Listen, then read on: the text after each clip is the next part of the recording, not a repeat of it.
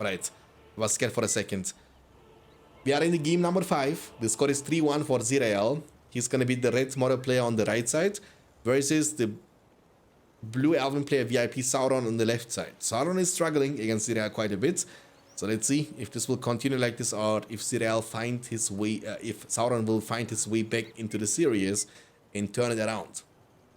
It's the second last chance. Losing this is okay, but then he can't afford to lose anymore for the rest of the series. So ideally you don't want to be 4-1 behind. That's going to put lots of pressure on you and you might end up losing. So don't let them bring you to the match point. 3 Malon 3 opening. We have 2-3 slaughterhouse opening from Mordor into the slaughterhouse number 4.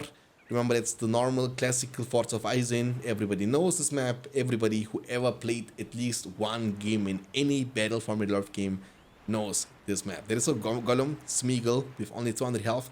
He's hiding, looking for the my precious.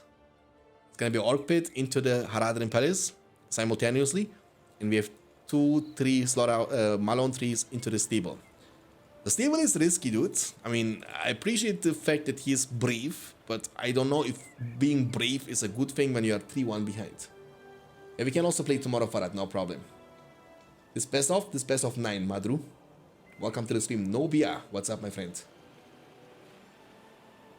We can play tomorrow.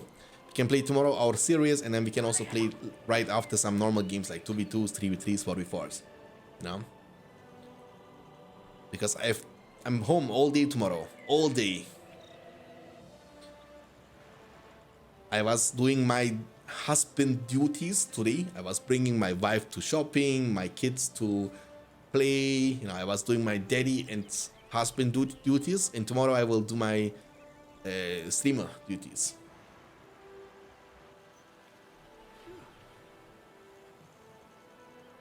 Alright, my friend, I will message you. But normally before, like, maybe after the dinner time, it's like the perfect time. So I don't need to eat. I don't need to get a break or something. Take a break. So, alright, Mordor is playing kind of defensively, but he's going to take a push now. 2 Orcs and 1 Easterlink, 3 Orcs and 1 Easterlink.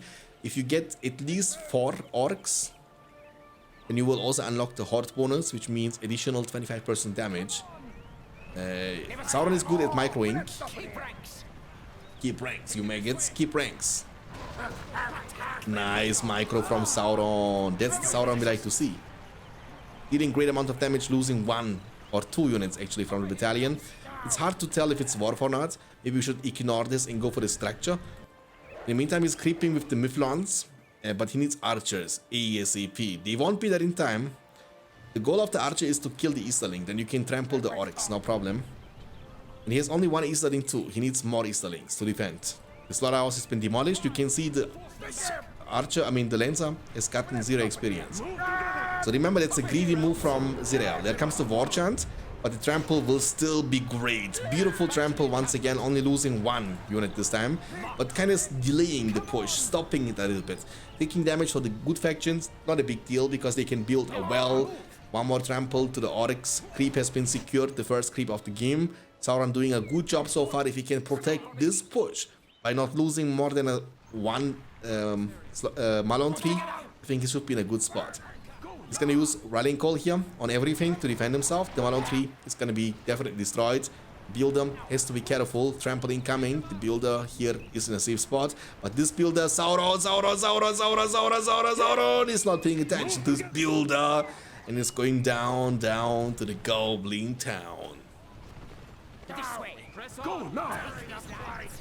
Gotta do this husband duties regularly. I'm doing it, dude. Every day of the week. And that's why I'm not being able to stream. But this week was like an exception. Oh, beautiful. Right in the last moment into the old ground stance, but still almost got one-shotted. You can see and tell that the armor from the archers of Lorien is not the greatest. Builder from Mordor is gonna get inceived. Keep in mind that the builders are not able to build a wall hub from Mordor. He's canceling. He's trying to be annoying. That's like very annoying to play against, because if the builder is building and getting into a building, he's untargetable, and it's gonna cause a whole battalion to get smashed. He lost the whole battalion, and the builder was playing with them. Legit, can't touch this. You know? This is the way. Take them. Attack them. Feels wrong that Sauron is playing elves and it's not Mordor. I never understood what exactly did the ring do for Sauron in the story.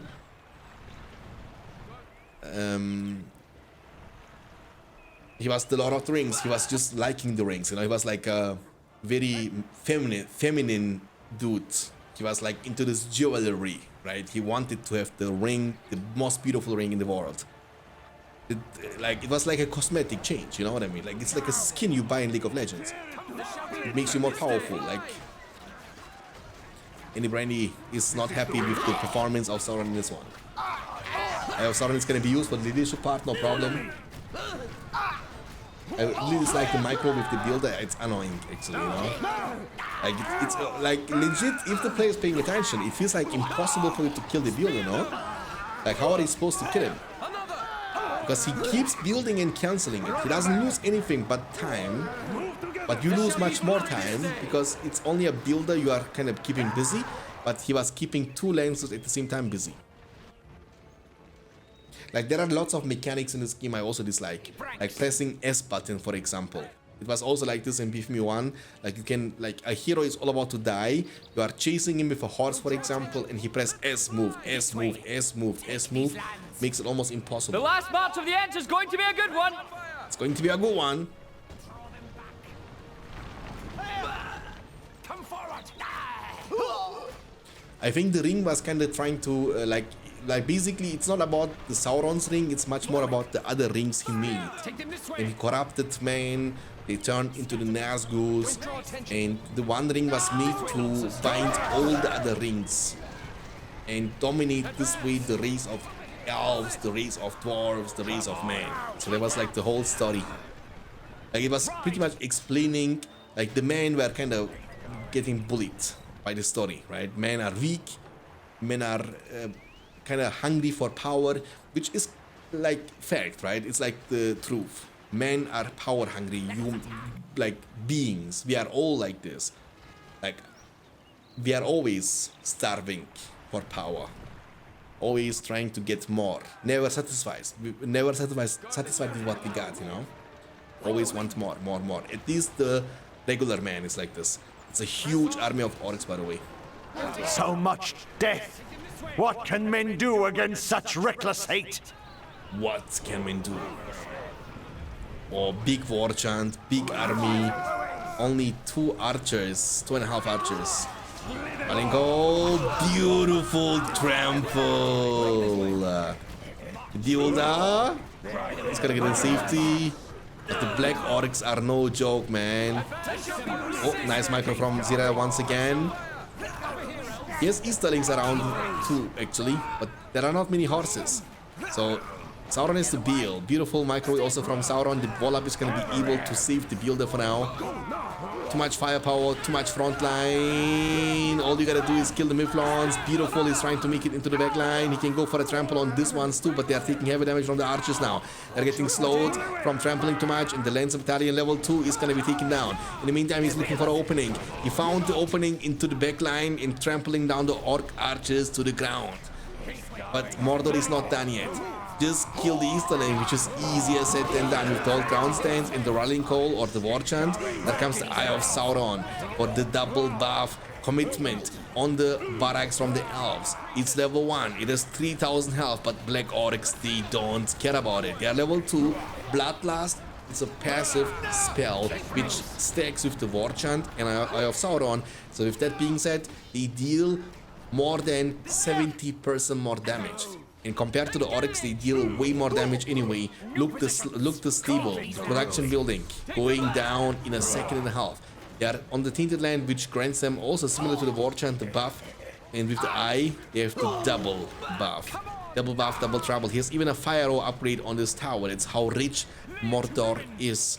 And elves is potentially the weakest faction eco-wise. So if you fall behind, if you lose too many Malone trees with the elven faction, you have like no other way to make money.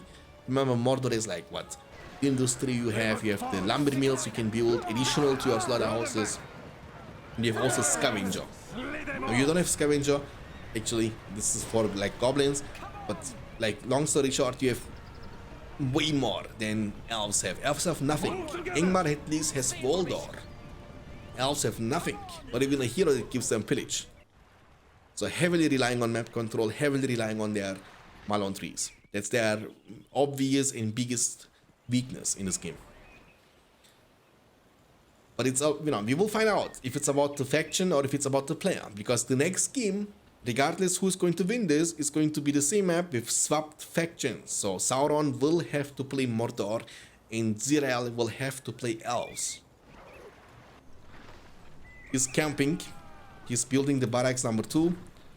Mordor is just like building army warfare of Mordor. Legit. 460 against 925. Basically double the command points. Legit. Even more than double the command points. In this tower, there is a tower number 2, slaughterhouse, lumber mill for extra cash. And he's doing this also here.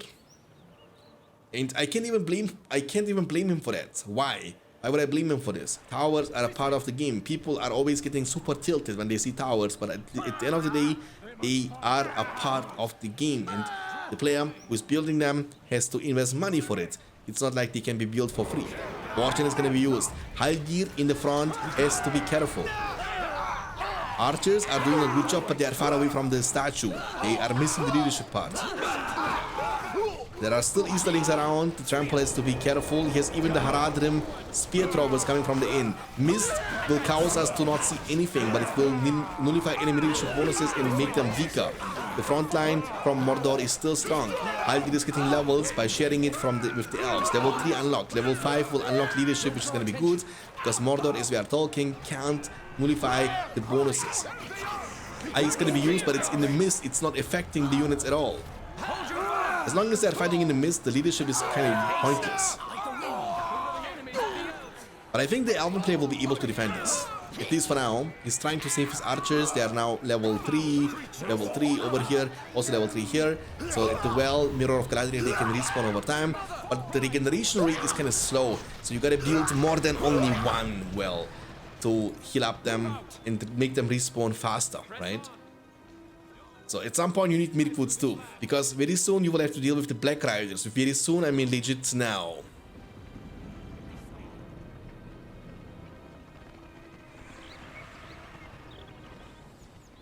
Black Riders. Nazgul.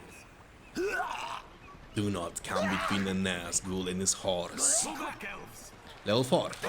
The good thing about, I mean, if Haldir gets level 8, that's gonna be a big counter to this units too, right? They are not immune to fear. So Cloudbreak is a counter to them, and Haldir's Golden Arrow is basically like Cloudbreak. Against the power of Mordor, there can be no victory. But obviously, Haldir still needs 4 levels. It's not easy to get to level 8. It's easy to get to level 5. And what is so annoying about Black Riders is that they are so tanky, they don't even die from trampling orcs, from trampling pikes. You can legit fight pikes in a one-on-one. That's how strong they are. Almost level 5. But of course, look at the minimap. You see the minimap? Like, you see, like, these basically, like, there is like a corner, like a 50% belongs completely. Like, 100% belongs to, oh, Haldir is dead. Yeah, if I forgot to mention, they're also a big counter to heroes. They can legit one-shot heroes, Black Riders. Especially weak heroes like Haldir. But there is a statue for leadership. He's trying to body block. They are so tanky. Look how tanky they are. They are fighting against these units with leadership, by the way. Out on the statue, Miflon sentries. Look how tanky they are.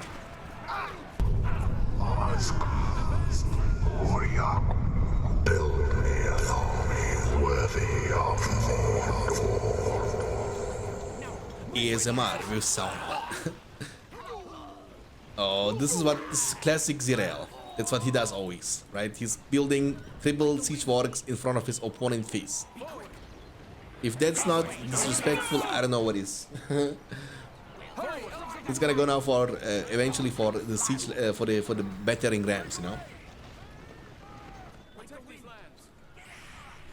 We offer bows from Lorien. I think eagles can still be good. We are the Black Last march of the Ents begins. Offensive barricades. Industry available. Siege Wars number 4. Brand new strategy. Oh, but no. Oh, beautiful roar from Zirael. We're about to get crazy on those archers behind. They are healing up over time, by the way. It's a hero. He's like a mini hero. Now And is the time to show our I quality. also believe that these catapults are to tank against horses, no? Like, the horses, they gotta hit it for a long time to kill it, actually. The Dramator has been killed. Now we are getting rams. This is so funny. Ram it. The age of elves is over. It's an eagle summon. Eagles also need to hit it 3 times to kill the battering rams. Are so tanky. Holy! They are ramming you. Look. This is 5 siege works and 3 towers. Who now is trying to face against 5 siege works in the union of the 3 towers and the 1 barricade. Oh, beautiful shot actually. He's gonna call it GG. And Zirael. Holy guacamole. Popping off tonight.